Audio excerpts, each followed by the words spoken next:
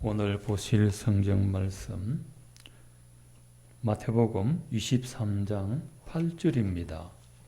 마태복음 23장 8절에서 10절입니다. 신약 성경 39페이지입니다. 8절에서 10절까지 함께 읽으시겠습니다. 그러나 너희는 랍비라 칭함을 받지 말라. 너희 선생은 하나요 너희는 다 형제니라. 땅에 있는 자를 아버지라 하지 말라. 너희 아버지는 한 분이시니 곧 하늘에 계신 이시니라. 또한 지도자라 칭함을 받지 말라. 너희의 지도자는 한 분이시니 곧 그리스도시니라. 너희 중에 아멘. 또 한 군데 더 보겠습니다. 제가 찾아서 읽어드리겠습니다. 고린도전서 4장 14절과 15절 말씀 제가 봉독해 드리겠습니다. 내가 너희를 부끄럽게 하려고 이것을 쓰는 것이 아니라 오직 너희를 내 사랑하는 자녀같이 권하려 하는 것이라. 그리스도 안에서 일만 서성이 있으되 아버지는 많지 아니하니 그리스도 예수 안에서 내가 복음으로서 너희를 낳았음이라. 아멘. 오늘은 교사주일입니다. 세상에서 가장 위대한 교사는 말할 것도 없이 우리 구주 예수 그리스도이십니다. 예수님은 인류 역사를 바꾼 위대한 교사입니다. 인류 역사가 예수님 전과 예수님 후로 나뉘어집니다. 예수님 오시기 전을 주님 오시기 전이라 해서 BC라고 부릅니다. Before Christ라고 합니다. 예수님 오신 후를 AD, 아노 도민이라 합니다.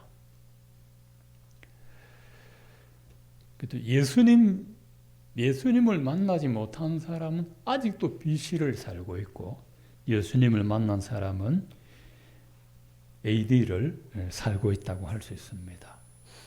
오늘 말씀에 보면 예수께서 제자들을 보고 너희는 사람들에게 랍비라 칭함을 받으려 하지 말아라. 또 아버지라 칭함을 받으려 하지 말아라. 지도자라 칭함을 받으려 하지 말아라. 그렇게 말씀하셨습니다. 유대인들에게 율법을 가르치는 선생님을 랍비라 그렇게 불렀습니다. 가론 유다도 예수님을 보고 주님이라 하지 않고 랍비요라고 불렀습니다. 예수께서 제자들을 보고 너희는 랍비라, 너희는 아버지라, 너희는 지도자라 불리지 마라 한 이유는 진정한 랍비와 진정한 아버지와 진정한 지도자는 그리스도이기 때문에 그렇습니다. 너희는 아버지라 칭함받지 말라. 이 얘기는 육신의 아버지를 가리키는 것이 아니고 선지자를 아버지라 부르기도 했습니다. 열왕기하 2장 13절에 보면 엘리사가 엘리야를 보고 내 아버지여 내 아버지여 이스라엘의 병거와 마병이여 이렇게 불렀습니다. 그런데 구약시대에 선지자들을 영적인 아비로 부르기도 했습니다. 그런데 예수님은 진정한 랍비, 진정한 지도자는 바로 그리스도다 말씀하셨습니다. 누구든지 예수를 만나면 변화되고 새 사람이 됩니다. 니고데모는 예수님 만나서 새 사람이 되었습니다. 니고데모는 유대인의 선생입니다. 랍비입니다. 그리고 72명으로 구성된 공회의 회원입니다. 아주 높은 랍비입니다. 유대인의 랍비 니고데모가 예수님을 만나서 변화되고 참 그리스도인이 되었습니다. 그래서 예수님은 진정한 랍비입니다. 세리장 삭개오가 예수님을 만나 새 사람이 되었습니다. 그 당시 세리는 유대인들에게 아주 경멸받는 그런 안 좋은 직업입니다. 이 삭개오가 예수님 만나서 완전히 다른 사람이 되었습니다. 히데의 박해자 사도 바울도 예수님 만나서 그리스도인이 되었고 복음 전하는 사도가 되었습니다. 4세기에 탕자 어거스틴이 예수님을 만나 신학자로 변화되었습니다. 어거스틴을 바울의 대를 이어가는 신학 괴보라 했습니다. 이 신학 어거스틴이 예수님을 만나서 불의의 명작 참회록, 세계 3대 참회록 중에 가장 어뜸되는 참회록을 기록했습니다. 루트는 예수님을 만나서 종교개혁의 불씨를 일으켰습니다. 조금 뒤에 나온 칼뱅은 예수님을 만나서 종교개혁을 완성하고 기독교 강렬을 저술하여서 신학적 체계를 바로잡아 놓았습니다. 칼빈이 남긴 이 업적은 아직도 후학들에게 영향을 미치고 있습니다. 프랑스의 유명한 수학자요 철학자 파스칼도 예수님을 만나서 팡세라는 명작을 남겼습니다. 누구든지 예수님을 인격적으로 만나면 새 사람이 되고 그리스도인이 될 수가 있습니다. 두말할 것도 없이 예수님은 가장 위대한 교사입니다. 근데 또 하나의 교사가 있습니다. 예수님의 복음을 가르치는 교사가 참 귀한 교사입니다. 이 세상은 이념과 사상으로 근본적으로 변화되지 않습니다. 변화되는 것 같아도 부분적으로 변화되고 인간을 완전히 궤도시킬 수는 없습니다. 사람을 정화시키는 것은 교육 이념이 아닙니다.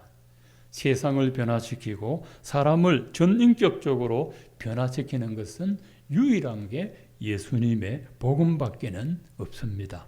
그래서 복음 가르치는 교사가 위대한 겁니다.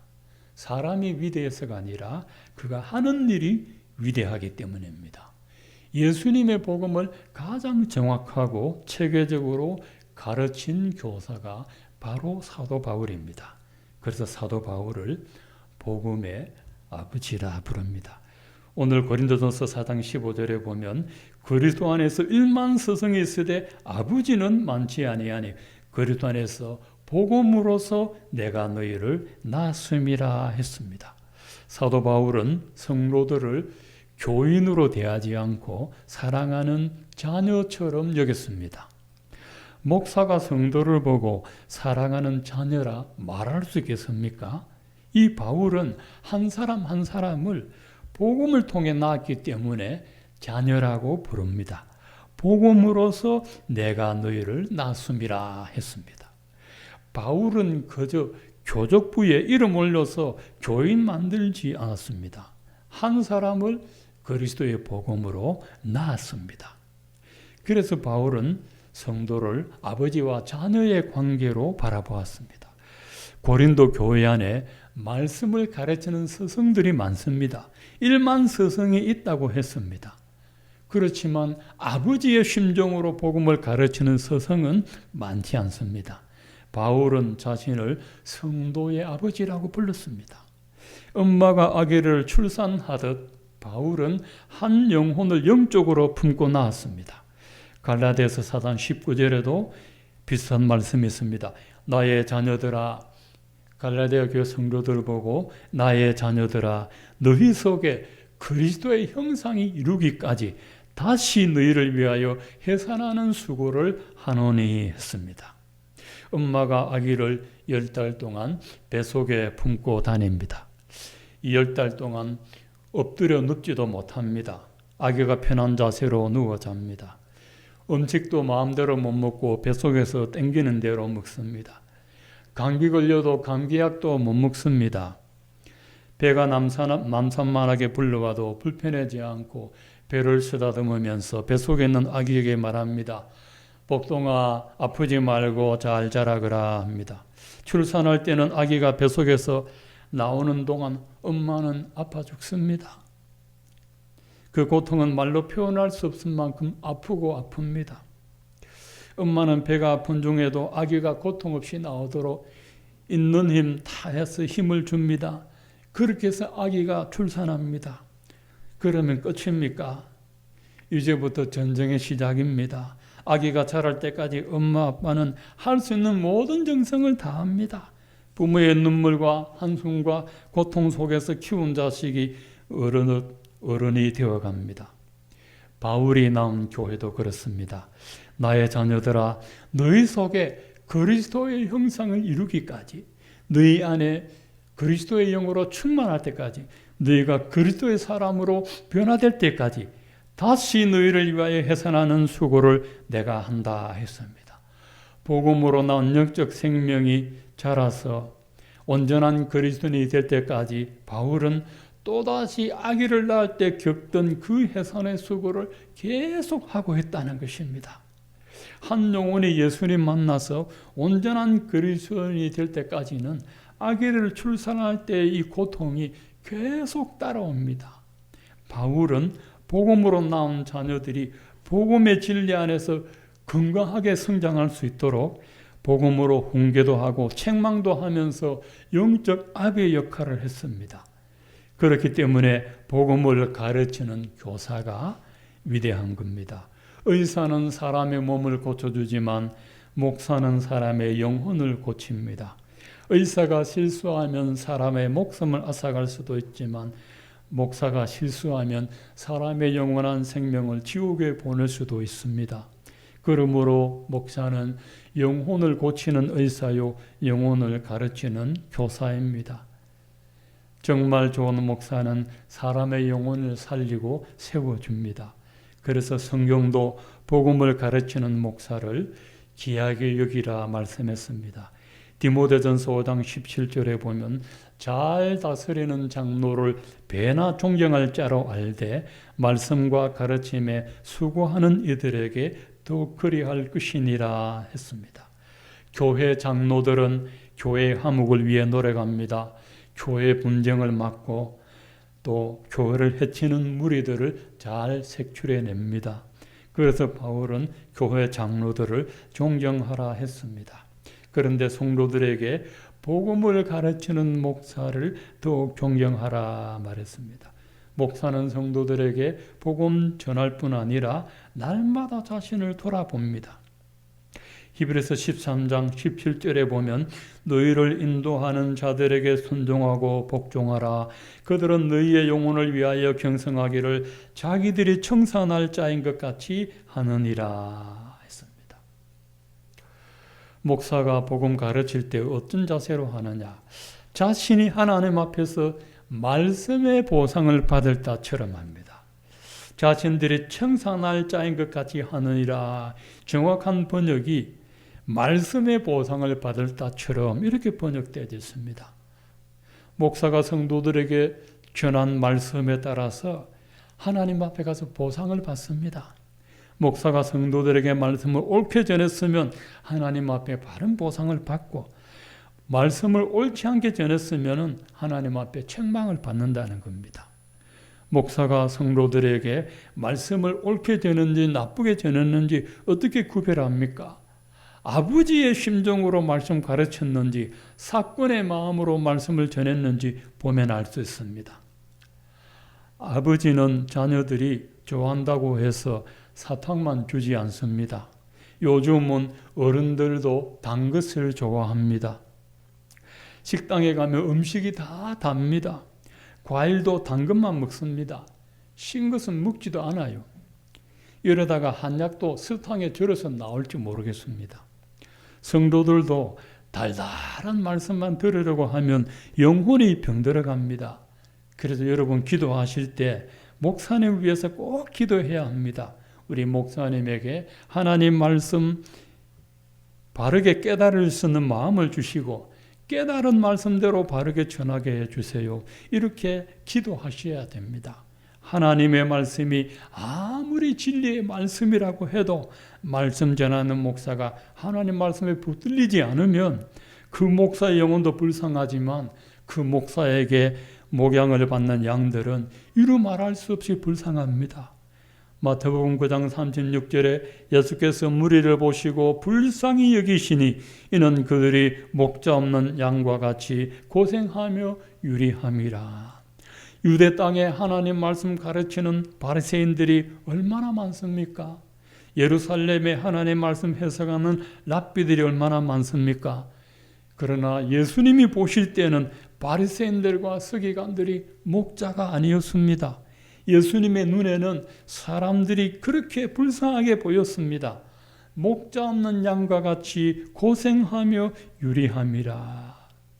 고생하며라는 말은 갈갈이 찢기고 가죽이 벗겨지고 괴롭힘을 당한다는 뜻입니다. 유리한다는 말은 팽개치고 내던져졌다는 것입니다. 양들이 목자도 없이 들판에 내팽겨졌으니 사나운이가 달려와서 양들을 갈길각이 찢어먹습니다. 양들이 이리에게 괴롭힘 당하고 있는데 목자는 보이지 않습니다. 예수님이 보실 때 사람들이 이 악한 세상에 내팽겨쳐진 영혼들로 보였습니다. 하나님의 자녀들이 원수 마귀에게 이리 뜯기고 저리 뜯겨서 영혼의 가죽이 벗겨져 괴롭힘을 당하고 있습니다. 성도들이 마귀에게 괴롭힘을 당하고 있는데 그들을 돌볼 목자가 없습니다. 그러자 예수님은 제자들에게 이렇게 말씀했습니다. 추수할 것은 많되 일꾼이 적으니 그러므로 추수하는 주인에게 청하여 추수할 일꾼을 보내어 주소서 하라 했습니다. 추수할 것이 많다는 것은 거두어들여야 될 영혼들이 많은데 추수하는 주인이신 하나님께 기도해서 추수할 복음의 일꾼을 더 많이 보내달라고 기도하라는 겁니다.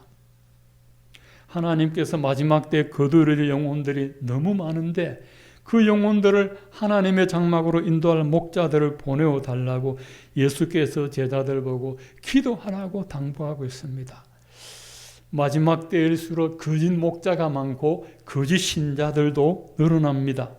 디모데후서 4장 3절에 때가 이르느니 사람들이 바른 교훈을 받지 않고 기가 가려워서 자기 사욕을 따를 서성을 많이 두고 그 길을 진리에서 돌이켜 허탄한 이야기를 따르리라 했습니다. 성도들이 바른 복음의 말씀을 듣고는 견디지 못합니다. 바른 교훈을 받지 않습니다. 바른 교리, 바른 복음을 받으려고 하지 않습니다. 성경 진리를 들으면 영혼이 괴로워 견디지 못합니다. 그 말씀이 맞는데도 자기가 감당하지를 못합니다. 저는 복음을 전해봐서 압니다. 예배 시간에 예수님의 복음을 정말 바르게 전하여 거짓 사람의 영혼에 꽂히면 두 가지 반응이 나타납니다. 옥토 같은 사람들은 회개하고 은혜를 받습니다. 그런데 거친 심령들은 반발합니다. 그렇게 복음 전하는 목사가 미워서 보기 싫습니다. 그래도 복음을 전하면 두 가지 반응이 일어나야 됩니다. 회개하든지 대들든지.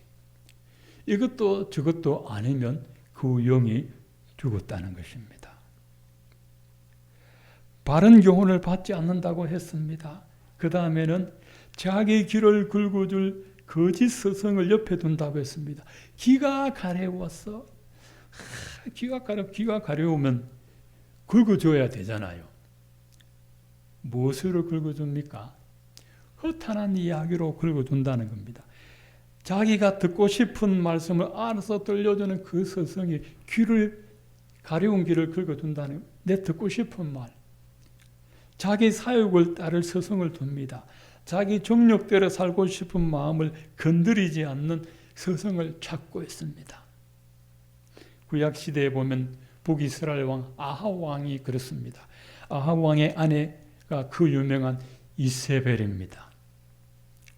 아합 왕에게는 400명의 거짓 선지자가 있습니다. 그 대표가 시드기야 선지자입니다. 그런데 한 사람 올바른 선지자가 있는데 이름이 미가야입니다. 이 미가야 선지자는 아합 왕에게 항상 옳은 말을 하니까 그 선지자 말 듣기 싫고 400명의 거짓 선지자의 말을 듣고 만족을 누렸습니다. 소위 의용 목사들입니다. 의용 선지자들입니다. 자기 사역을 따를 선지자들을 주변에 쫙 깔아놓았습니다. 여러분, 임금도 관심만 있으면 나라가 망하죠. 충신이 간간히 있어야 됩니다. 그런데 간신은 절대로 죽이질 않아요. 근데 꼭 충신의 목을 쳐요. 맞는데 듣기 싫다는 겁니다. 스데반이 충성되게 복음 전했는데 그 말이 맞는데 너무 찔리니까 그를 돌로 쳐 죽이는 것입니다. 그 성도들이 진리의 말씀을 들으려 하지 않고 허탄한 이야기, 복음과 아무 관계없는 그런 얘기들로 시간을 때우더랍니다. 설교 시간에 한바탕 웃고 재밌는데 예배 마치고 나니 기억나는 말씀은 하나도 없고 내리에 꽂힌 말씀도 없고 가슴을 때리는 뜨거운 말씀도 없습니다. 그저 재밌는 예화만 기억납니다. 이것이 효탄한 이야기들입니다. 설교 시간에 어떻게 하면 좀 재밌게 지루하지 않게 졸음 안 들게 할까 해서 목사님들이 재밌는 예화를 찾는답니다. 예화. 근데 그 예화를 들으면 재밌고 좋아요. 근데 예배 마치고 나면 그 예화만 이야기 나눕니다.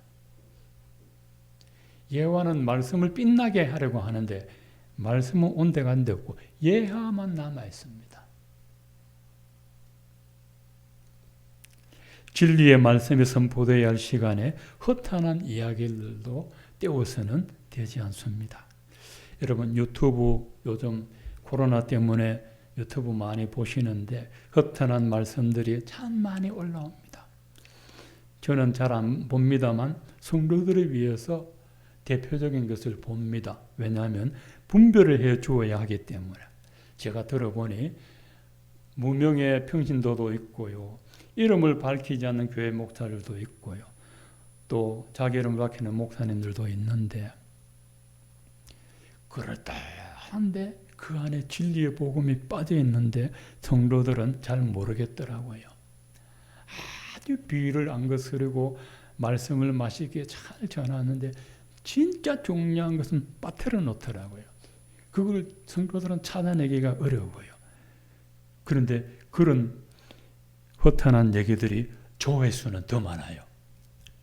여러분, 조회수에 유혹받아서 들어가면 매우 위험합니다. 매우 위험합니다. 예수께서 마지막 때 그리스도가 여기 있다, 저기 있다 해도 가지 마라 했습니다. 가지 마라 했습니다. 그래서 여러분이 다니는 교회의 목사님의 말씀으로 영혼의 지도를 받는 것이 가장 안전하고 건강합니다. 정통교단 소속된 교회의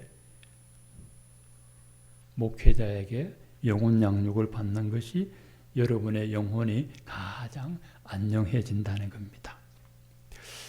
여러분의 진정한 교사는 예수님입니다.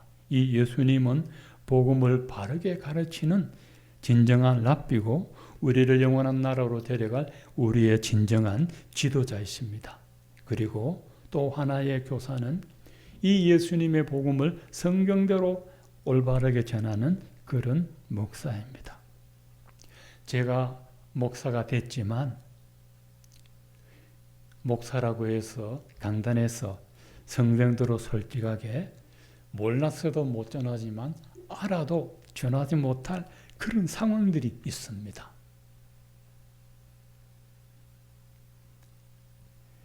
그렇지 않으려고 제가 많이 노력합니다. 그리고 목사가 어떤 일꾼에 개입되고 하다 보면은 복음이 약화됩니다. 아무것도 그리키는 것이 없어야 마음대로 전할 수가 있습니다.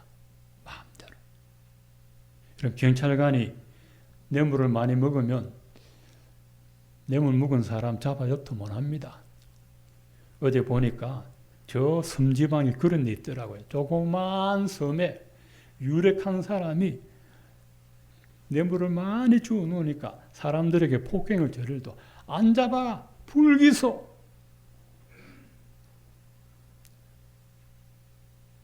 그렇습니다. 그래서 목사도 하나님 앞에 바르게 서려고 참 몸부림칩니다. 이유는 하나입니다.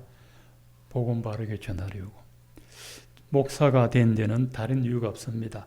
에베소서 6장 19절에 보면 나를 위하여 기도할 것은 내게 말씀을 주사 나로 입을 열어 복음의 비밀을 담대히 알리게 하옵소서 했습니다.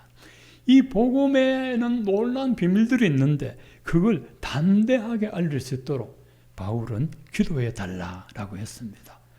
목사는 예수님이 위임하신 복음의 비밀을 담대히 선포하기 위해서 하나님의 부름을 받았습니다. 목사는 사람으로부터 부름받지 않았습니다. 바울이 쓴 13권의 성경에 보면 꼭 이런 말이 있습니다. 사람들에게서 난 것도 아니요 사람으로 말미암은 것도 아니요 오직 예수 그리스도와 그를 죽은 자 가운데서 살리신 하나님 아버지로 말미암아 사도된 바울이라 했습니다. 이 바울이 사도된 이유는 사람이 불러서 하라고 해서 한 것이 아니라 그리스도와 그를 살리신 하나님 아버지의 부름을 받고 복음 전하는 사도가 되었다는 것입니다. 그래서 목사는 죽는 날까지 생명의 복음을 전할 사명을 받았습니다. 그래서 여러분이 목회자를 위하여 기도하실 때는 하나님의 말씀을 정말 복음의 비밀을 잘 바르게 깨달아서 담대하게 전하고 영혼 살리는 목회자 되도록 여러분 꼭 기도해 주시기를 바랍니다. 왜냐하면 목사의 영혼이 건강해야 성도들도 그 교회도 건강합니다. 수영루교회 목사님이 그랬습니다. 목사님들이 말씀에 붙들리고 목사님들이 변화되면 교회가 은혜롭게 변화됩니다 라고 했습니다. 그 말은 정답입니다. 정답입니다. 부모가 반듯하면 자녀가 빗나갈 수가 없죠. 물론 유전자가 잘못되면 어떻게 할 수는 없습니다만 원칙이 그렇습니다.